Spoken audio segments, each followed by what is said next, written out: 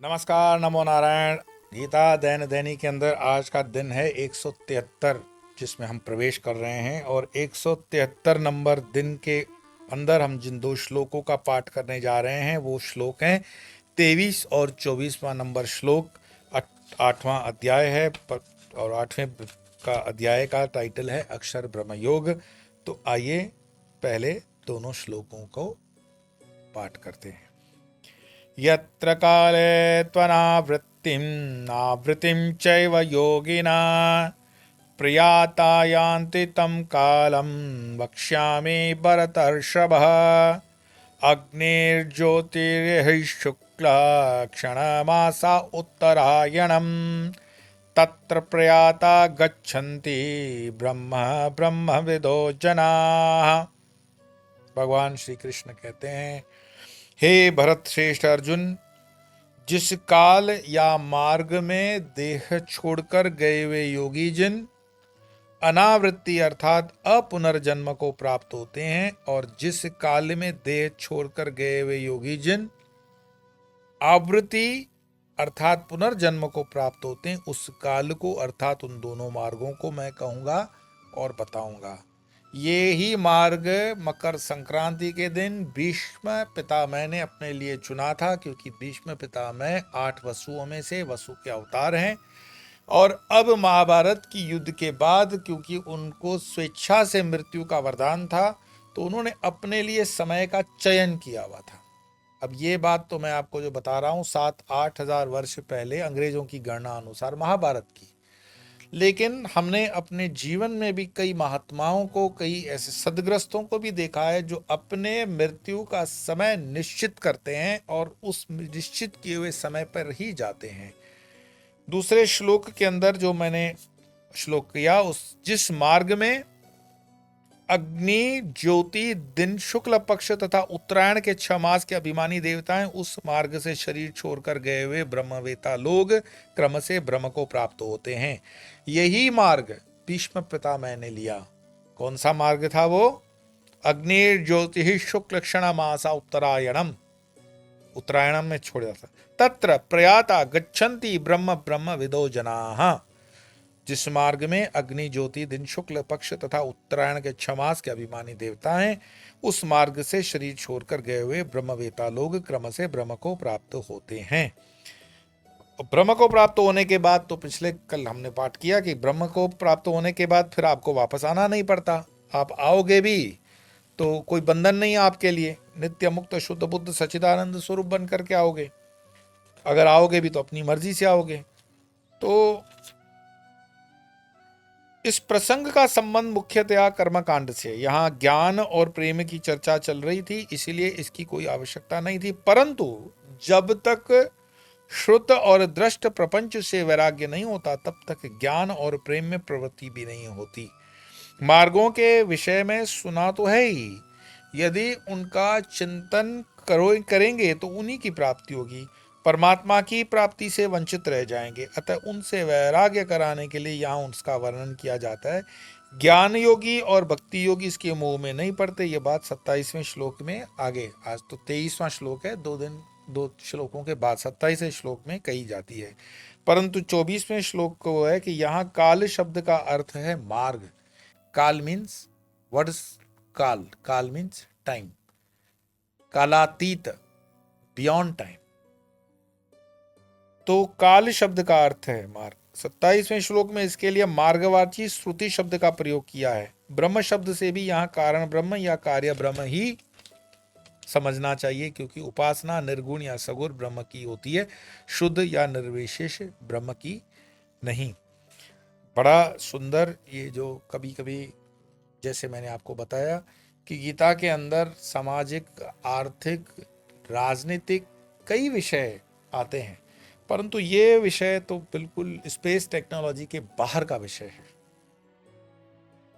कैसे कि ये जो उत्तरायण के टाइम पर शरीर छोड़ करके जाने की बात है, ये किसी विज्ञान में भी या विज्ञान के सिद्धांत से समझाना भी बड़ा मुश्किल है। मैं कुछ साल पहले एक अच्छे वैज्ञानिक, युवा वैज्ञानिक से बात कर रहा था।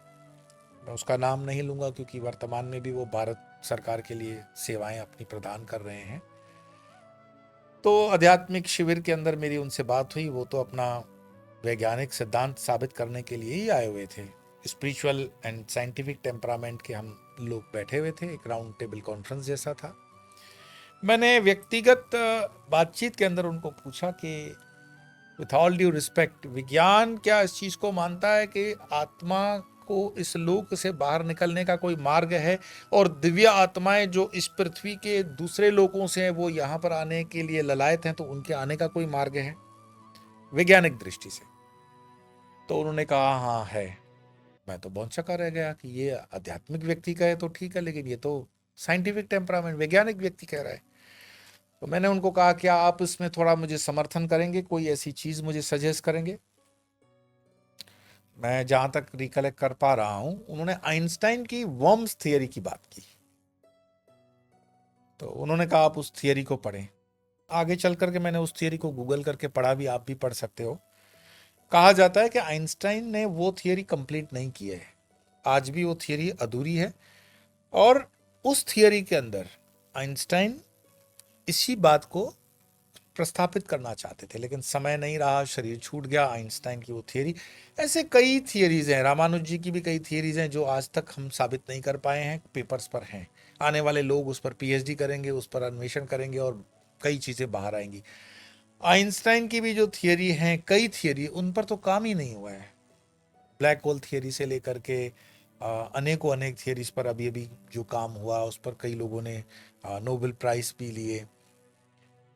तो आत्मा के विषय में आइंस्टाइन इसका मतलब सोच तो रहे थे, या उनको ये बात पता भी थी, और उनको ये भी पता था कि इस लोक से बाहर निकलने का मतलब, ये लोक समझ लो जो भूलोक है, इससे संबंधित सातों नौ ग्रह जो हैं, उनसे बाहर निकलना है अपने को, भूर्भुवस्सुवः से बाहर निकलना है।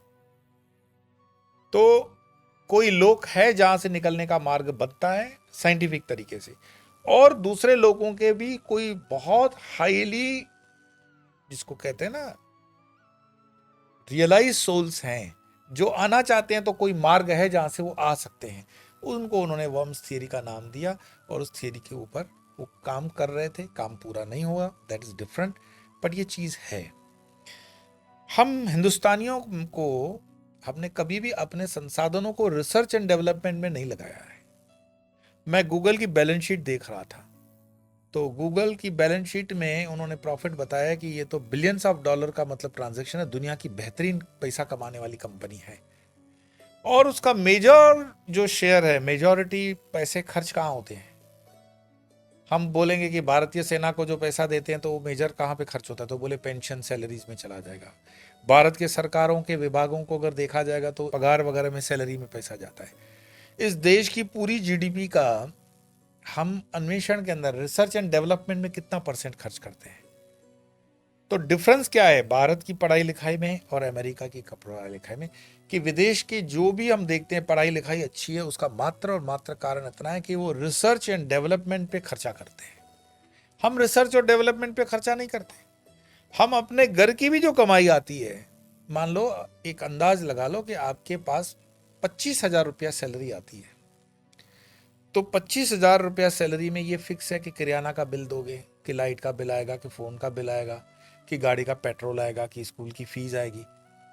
बच्चे के अपने डेवलपमेंट के लिए, हमारे स्वयं के एवोल्यूशन के लिए रिसर्च एंड डेवलपमेंट। अब आप थोड़ी बोलोगे कि लेबोरेटरी खोल करके घर में रिसर्च एंड डेवलपमेंट करेंगे, तो रिसर्च एंड डेवलपमेंट गृहस्थी कैसे कर सकता है?